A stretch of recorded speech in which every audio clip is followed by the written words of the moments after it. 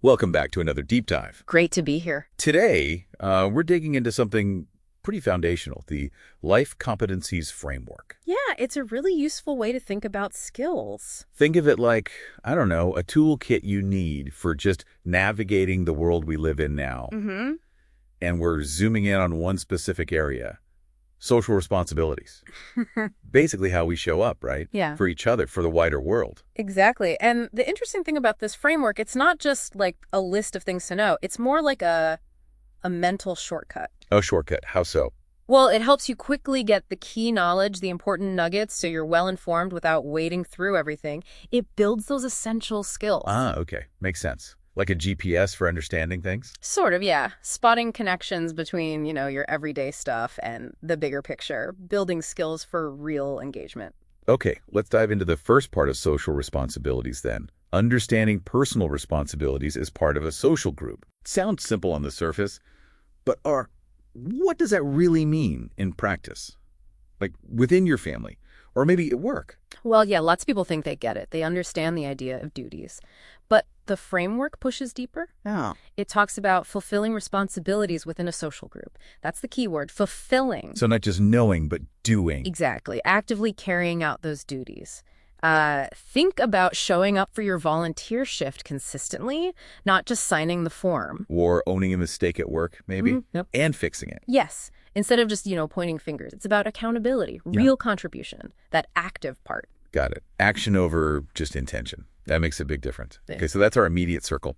But the framework pushes outwards, doesn't it? It does. There are people who might be quite different. Which brings us to showing intercultural awareness. And interestingly, it suggests, starting with you, the listener, understanding aspects of your own culture first, your background, your values, why you see things the way you do.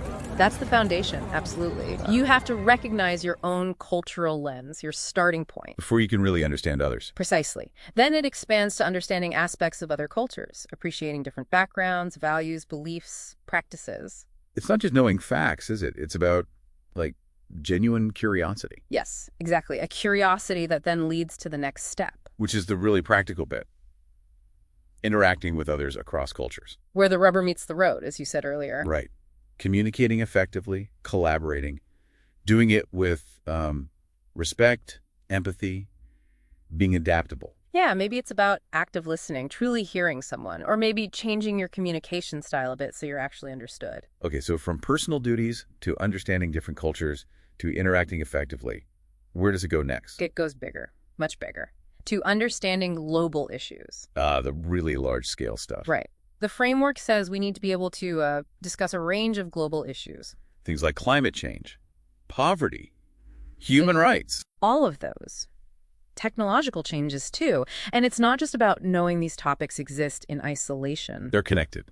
Deeply interconnected. But more than that, the framework brings it back to the individual. How so? By emphasizing, recognizing personal impact on global issues. Okay, so connecting the dots again. How do my actions, my choices, my lifestyle, how do they actually affect these huge challenges? Or how am I affected by them? Exactly that. Seeing your own sort of fingerprints on these global issues, whether it's your commute and climate change or human rights and, say, the things you buy. Wow. So it really scales up from your family or team through different cultures right up to the whole planet. It does. Understanding your role in your group, engaging respectfully across cultures, and then grappling with your connection to global challenges. These are all fundamental social responsibilities. They're really crucial pieces for being, like you said, well-informed, but also genuinely engaged and able to make some kind of impact. Couldn't agree more. So that's our deep dive on social responsibilities within this framework. It really does all connect, from the personal right out to the global. It certainly does. So maybe a final thought for everyone listening. As you go about your week, think about this. What's one small competency, maybe one we talked about today, that you could actively try to strengthen? Just one small action. Yeah, just one. And then maybe consider how might that single action ripple outwards into your family, your community, maybe even further, something to think about.